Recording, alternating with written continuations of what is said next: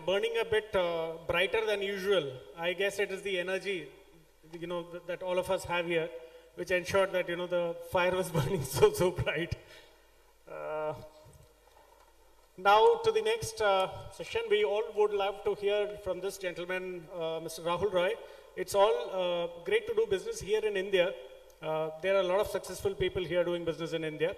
But for an Indian to go to the US and be so successful, this is the journey that I said that, sir, we would like to hear and get inspired, because we have never thought beyond India, most of us.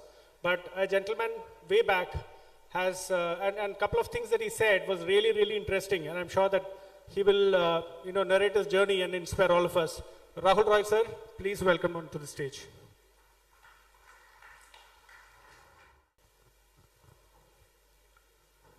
Good afternoon.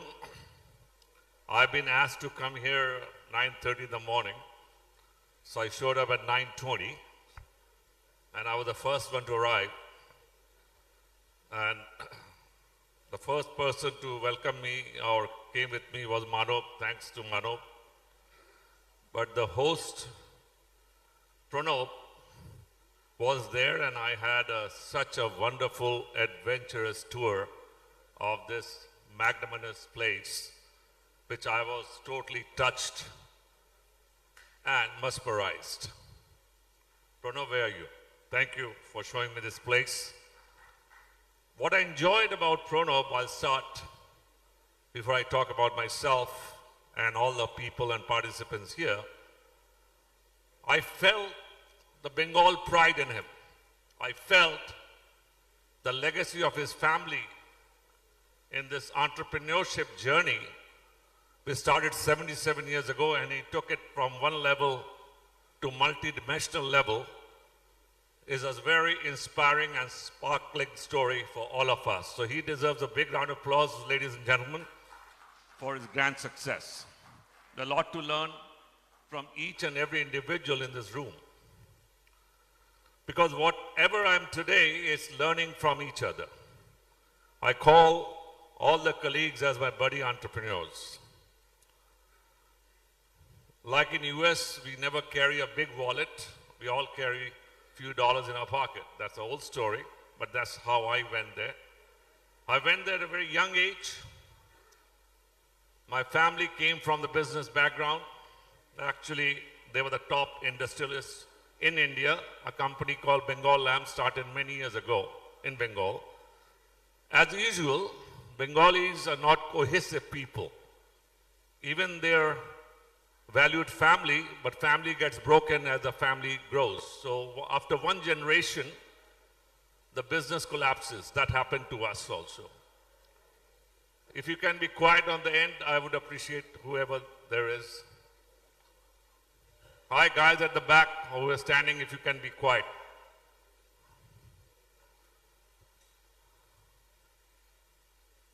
So, as I said, as we are not very integrated, our family broke. So one part of the family, which was my father, asked all the brothers to do what we got to do, because our factory was shut down. Pranab shared the same story. But he had the guts to carry in the state of Bengal in spite of all the strikes and the evil force of communism which kills the business. He survived, we did not survive. So we went to Kanpur, and from Kanpur, we all went to San Jose, the capital of Silicon Valley, as we call. And because I had this DNA, and I believe in DNA mapping of entrepreneurship, my fire in my belly kept on popping up, reminded me to do something very unique and very different. Because we are entrepreneurs, I think we all have the same DNA. Entrepreneurs are very different. Entrepreneurs are born very different. Even they're not born by company, by environment, they become different. Because not only entrepreneurs have zeal, conviction, commitment, perseverance, persuasiveness, and patience. with combination of all these ingredients is the birth of an entrepreneur. I felt like that I have some parts of all these mantras embedded in me. So what I did, I started thinking, what can I do to separate myself in Silicon Valley when there was not even one single Indian was an entrepreneur. Actually, Indian population was very little. We were known as Mexicans, especially I. My name is Rahul. It was pronounced as Rahul. My last name is Roy, which is an American name, so they knew that I am a Mexican Christian. And how the hell I studied in computer science and computer engineering, because I was supposed to do landscape and gardening. So the white people used to ask me, can you do my backyard instead of looking for a job when I was doing my interview runs. I took all that hits because if you don't take hits, you cannot become an entrepreneur. You have to have a very thick skin. If you have ego, you cannot be an entrepreneur. You have to have pride. There's the big fine line between having a pride and being an egotistical maniac. So my recommendation as I talk about myself is to give you those mantras which I follow even today and which I learn from each of you every day. That's why I'm always available amongst buddy entrepreneurs like you guys. So I created something in my head, having the hardware background, and worked for Fairchild, the first semiconductor in the valley, in a city called Mountain View. And I was thinking about that disastrous accident of Bhopal, Union Carbide, the gas leak. And when I was working in Fairchild, we had a lab where we were using a lot of corrosive gases, chlorine, sulfuric, and sometimes even cyanide. So first thing in my head while I was working in the lab on my first job, I was thinking, all the pipes were there, and I was thinking that what happens, just like Union Carbide, if one of those pipe leaks and we don't shut off the valves on time, it's not only going to kill the people who are inside the fab, also it's going to kill people around us. So while I was working, this kind of innovation was hitting my head. Then I was thinking, can I build something to protect these gas lines, this process pipings? Because during the etching, you need all these, when you're building chips, you need this process. While I was busy in understanding the semiconductor assembly lines, I was thinking, how do I prevent this kind of accidents? Now that is called innovation, coming up with invention. So what I did was, I gathered people who were a lot more senior, because I was a young student, my first job, who were masters in sensors. Then I was looking around, meeting people who are the masters of chips. Idea was mine. I was trying to steal some senior brains who have some experience more than I do. So what that means is, if you want to be an entrepreneur, don't try to do it all by yourself. You need a team. And in that team, there's nothing called proprietary. You cannot say, I'm the 100% owner. You got to bring all the champions you think is going to augment your business, so you always believe in team. Silicon Valley created highest number of billionaires. I want to share with you today, Indians are the richest in the world in Silicon Valley, and their net worth accumulated is over $1.5 trillion. And that's something I think is very hard to believe, but that's the number it shows, dear. And the contribution, when I was there, I was the second entrepreneur in the whole California from the Indian origin. Because I had a zeal. I believe in myself. I believed in the team. I believed in something what I'm doing, I'm going to get some results. Thinking. And being something, creating very different. So we were able to create that chip, and then that chip became so popular, and everyone knew about the Russian disaster, then the Bhopal disaster, and they saw it's working. That means there was a sensor in the chip. Anytime there's a vibration or there's some kind of odor changes, the sensor was very smart to shut off the corrosive gas and release the nitrogen. And that did the magic. I became very popular overnight throughout the country and throughout the world. So that gave me a lot of confidence. Those days, the value of the company was not properly calculated. It's not that I made huge money out of it, but I made enough to be the second richest guy of my town. Not among the Indians, but among all classes of people. But one thing I learned from the Americans, that you don't become rich by yourself. Everybody who works with you is supposed to be rich. I remember when Mukesh Ambani came to US with his multi-billion-dollar kingdom in Mumbai and throughout India, and I am proud to share this with you, he was not very highly respected. You know why? Because people asked him, the media asked him, that how could you live in a billion-dollar house when you're surrounded by so many slums and poor people? Can't you build a building for them and spend a few more dollars so you don't have this kind of slum around you? And then the press said that you're not rich when your surroundings are poor. What that means is when your village is rich, your community is rich, then only you're rich. Because rich is not that how many dollars or how many rupees you have in the bank and how many assets and gold you have. Rich means when you're known rich as a community, when you're known rich as a village. So what that means is how this kind of organization can bring the richness. I congratulate the founders of this organization. Sandeep, where are you? Raise your hand.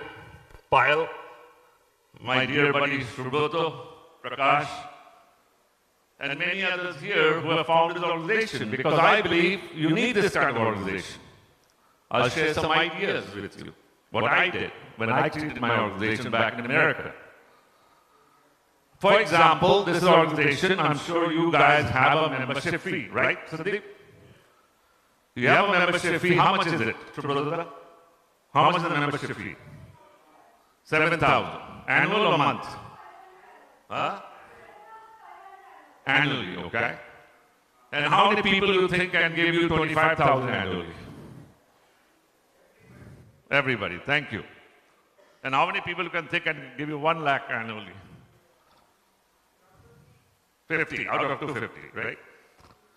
So if you have 1 lakh or even you're taking 75, what I did in my organization, which helped most of the Indians those days because there was no VCs and no angel. So you have to come up with creative ideas. I'm talking about 80s here. And I'm happy to share with you my biggest success came when I was only 23 years old.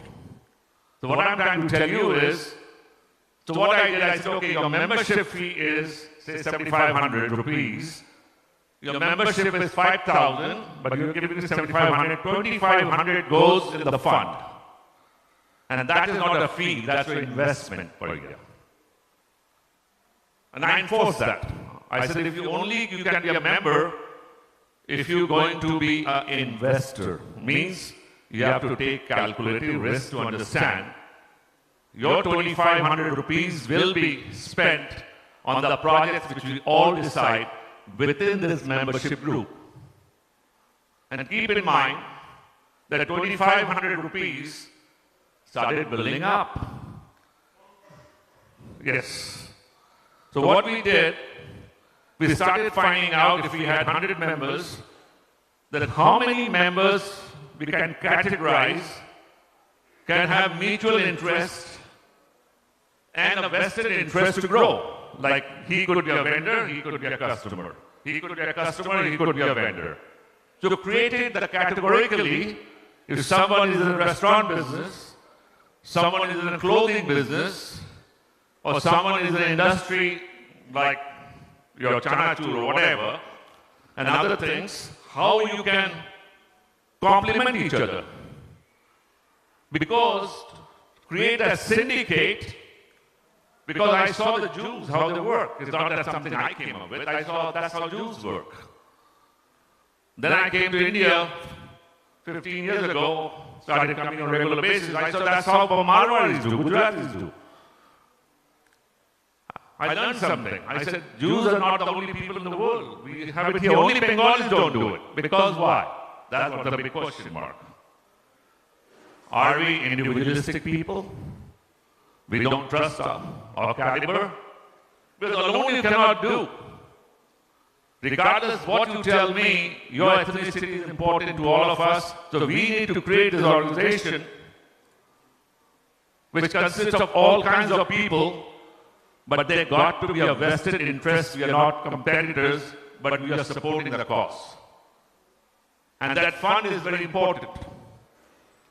Because without the fund, you can never grow. And within the member, if the member needs more capital, you get those capital. And then that capital can be matched by a lot of bankers. Today, the word angel exists.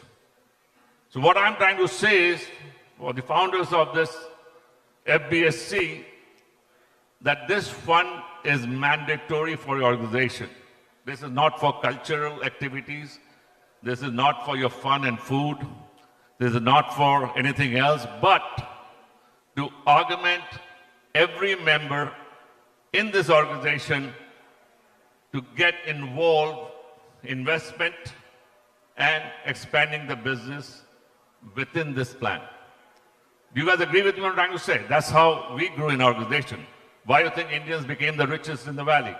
Do you think somebody came and said, this is all innovation? No. This is all through this group efforts. It's all through, okay, I'll buy from you, you sell me this. I'll sell you this, you buy from me. So that's what we did in Silicon Valley. Why can't we do it within this group? That's something which you guys need to put that in your senses, in your plan, in your thinking. Otherwise, what will happen is, we'll celebrate one guy's success, and the other guy may say, oh, I love your success, but inside he feels like he's hollow. He has the fire, he has the gut, he has the drive, he has the ideas, but there's not enough sufficient fund. Now, if he presents that his idea, which you all believe, that the organization can benefit, also we had conditioned, if your company gets sold for a very high value, or any value, or if your company goes IPO, certain percentage of your income which you derive from this, not only the investors, but on top of that, you have to donate to the organization. So these were the rules were created. And every other day we found that somebody is growing the business. Now I'm pretty sure if you take this with the help of bankers and angels and your members, you'll create an organization which you'll be proud of. I like to see next 5 years, the membership of 250 people rises to 2,500 people. I want you to know the organizations were created. Today we have 100,000 members called the Indus Entrepreneurs. Even I'm not actively involved, but TIE has grown so big, there's no yardstick to gauge that. That's something we founded, only 5-6 people. Today, TIE has become the household name because of one reason. I retired out of it because I've done my part. It has grown so big that I'm so proud of it. It's not something you hold on to. It's something you give and you move on. So I'm here. I'm your member. I'll be very happy to put in whatever we got to do it. But the ideas, the growth has to be there. Am I making sense to you guys? If I'm not, you can always correct me. Am I? Please raise your hand to give me a comprehension, please. Thank you. The other thing what I want to put in you is, which we all have, we have the fire, but we don't understand sometimes how to grow your business. I'm expecting each of you is already a business person here. So what is the growth plan? What do you think of how to grow your business? And how to expand the marketability of your product or services you have. That thinking, for Bengal, I'm arranging a 2027 confluence in San Jose. Just 2 days ago, I booked San Jose Convention Center, which is huge, and the Civic Center. So I'm expecting at least 10 to 15,000 Bengalis from all over the world would join. It's from April 8th to April 11th, 2027. The intent of this conference is very simple: to inject the DNA mapping in Bengalis' brain, to inject opportunities and inject the confidence and inject the financing. Regardless of your freedom, if you don't have economic freedom, we are not worth anything. So keep in mind, regardless what people tell you, what ideology they tell you, don't ever get Sharat Chandra's legacy. Means you garland and you embrace failureism as your success. Like in movies, whenever we saw a guy lost everything, the guy's a loser, we worship the guy. Those are all the wrong notion in a third world country. You're no more a third world country, you're coming up.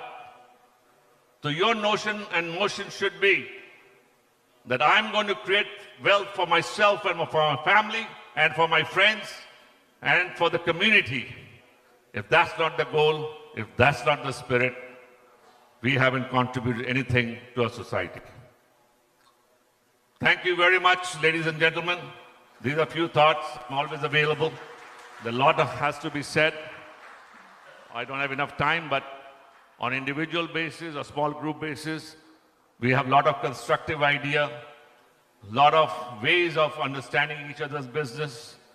And I'm always an advisor to Payal and Prakash, you, and Sandeep, you, and Subhrata, you, whenever you need me. I can create those. Those are proven mantras. Those are proven capsules. Those are proven one, ladies and gentlemen. And I'm not kidding with you. You guys are going to come in 2027. I'll walk you around. I'll show you what we accomplished. I'll bring all the Thai founders. I'll bring the current ones out there in my conference. You can ask firsthand what success means and how we got the success. Thank you very much again for this lovely morning.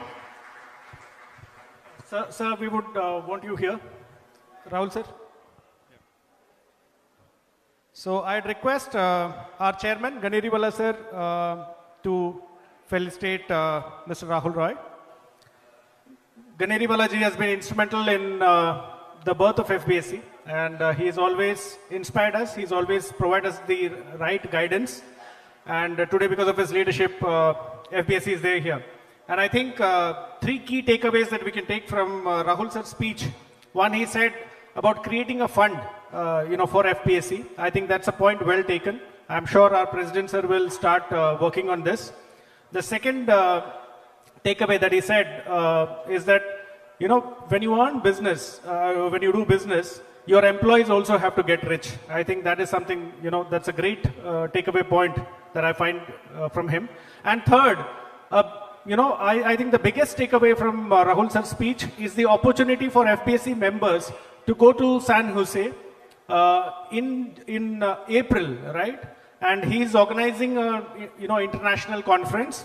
So if you're a member of FBSC, I'm sure that we would connect you with Rahul sir, the opportunity to take your business abroad. He was telling me that how to do business in the US is what he would try and tell us there. So if you're looking for opportunities outside India, I think Rahul sir coming here has been a blessing. Thank you so much, sir.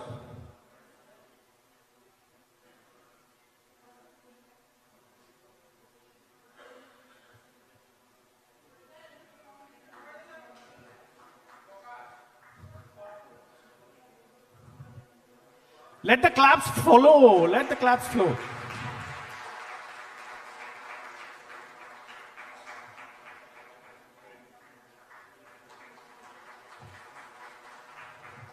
Thank you, Rahul sir, for the inspiring speech.